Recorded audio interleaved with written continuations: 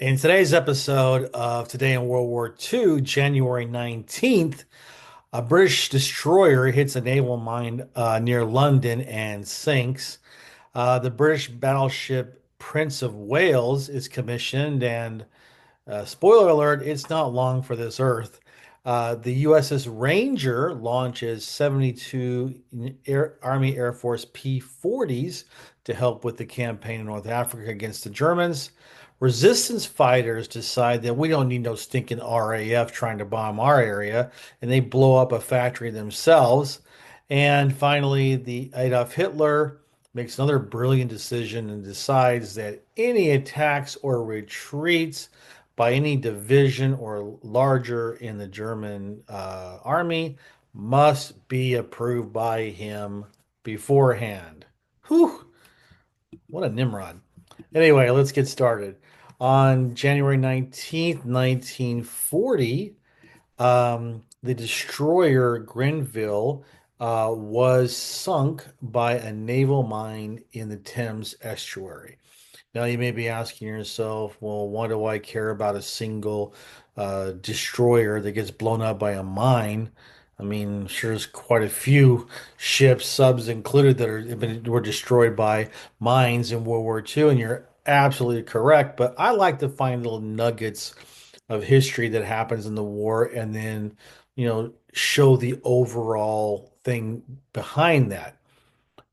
What was important in this story is not the fact that the destroyer sank or what destroyer sank, frankly, the name is really irrelevant. It has to do with the fact that it was destroyed by a naval mine.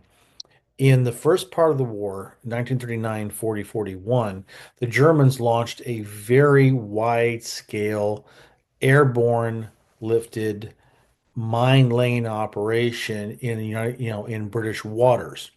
This was the magnetic mine. German science, once again, was way ahead of the Allies at this point in the war, and it was devastatingly effective. And let me tell you something. I like to compare naval mines with, when you're in a survival mode or out in the wilderness and you want to find food, and so you set traps up. The traps work for you. It's passive. When you send submarines out and you're trying to pick off ships, well, there's destroyers, there's aircraft, there's mines as well. Okay, you have to have a trained crew. There's a limited amount of resources you have. There's only so many boats you have, only so many crews you have. So there's inherent risks involved in that to sink a merchant vessel or an enemy naval vessel. Well, when you have very technologically advanced mines that you can lay with aircraft at night, where your chances of you taking losses while you're launching them or laying them is extremely low. That's just like, setting traps in the wilderness and waiting for the bunny rabbit to come in and get choked out by the noose. Well, in this case, instead of a bunny rabbit, you have merchant vessels, you have naval vessels, you have subs. I mean, it's a lost leader. I tell you, it's you get the most bang for your buck that way. And the magnetic mines, they really did their share of damage against the British in the early part of the war in 39, 40, 41. So that's why I kind of wanted to touch upon that, because I saw this. I thought, you know what, this is very interesting. Let's talk about the context behind it. Now, there is no context behind the fact that I really want you to click the subscribe button and the little bell that will notify you when it comes time. Well, when I drop a new video, which you don't have to be a rocket scientist to know I drop these things every single day. But still, you want to be a subscriber, you want to be in the club, and I would appreciate it if you do so. Thank you. On January 19th, 1941, the British battleship Prince of Wales was commissioned. And boy, I tell you what, this battleship had a very brief career, comparatively speaking. But what it lacked in age, it certainly made up for in momentous battles that it was involved in. And I'm not going to get into this too much right now because we're going to tell the story of the Prince of Wales in future videos that I'm doing in this series. Suffice it to say, it had quite the battle. By the time it was, spoiler alert, sunk, it had quite the resume of battles that it fought in. It was a modern battleship. The Brits made really good ships.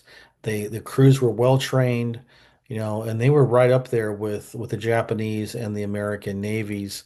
Their air arm wasn't as advanced or as good as the Americans, but their ships were good. And I will tell you this, that the Prince of Wales plays a very interesting and important role in the search for the Bismarck, which happens later. And like I said, we'll go over that in more detail in later videos. But it's an important day because this was a day that the Prince of Wales was commissioned. And it's even a more important thing, more so than the Prince of Wales, because that battleship's going to get sunk eventually. Your like and putting comments in this video will never, ever sink. Well, unless I remove the comment, but I'm not going to do that. So if you do that, that will really help me because it helps me with my algorithm, helps YouTube show this to other people, other like-minded people that would be get into the content that I provide. So just by doing that alone, you really support me and help me do something, and it doesn't cost you a dime. Okay. All right. So on January 19th, 1942, President Roosevelt approved the project that more than any other project he approved in his, what was it, three and a half administrations. This was the most important one. What was it? Well, he approved the Manhattan Project. For those of you who are not aware of what that project was, it meant that he gave the green light for the United States and then jointly with the Brits to put all the resources available, financing, know-how, scientists, resources, everything to develop the atomic bomb.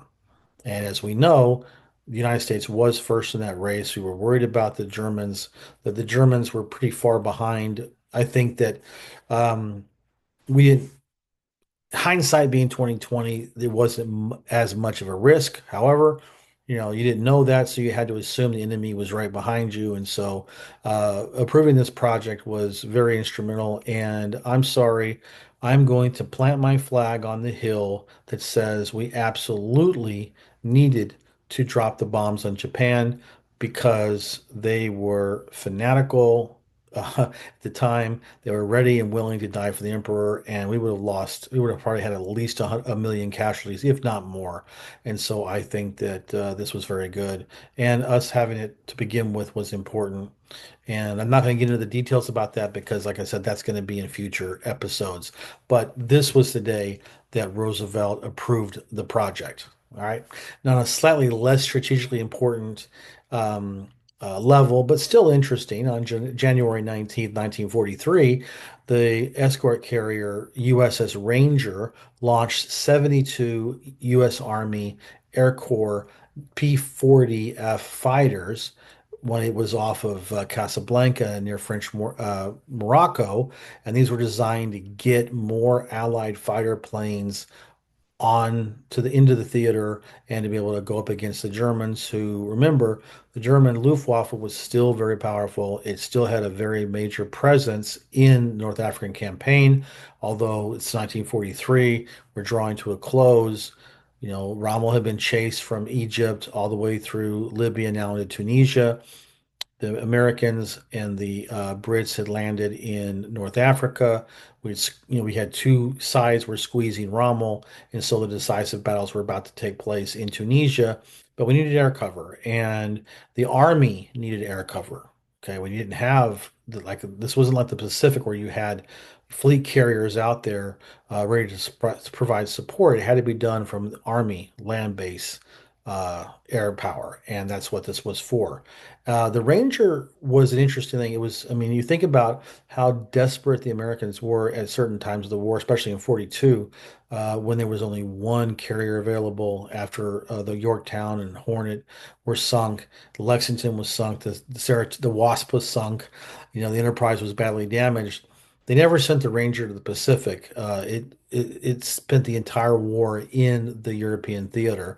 So that and the Wasp, but even the Wasp was sent to the theater, the Pacific theater eventually, where it got torpedoed and sank.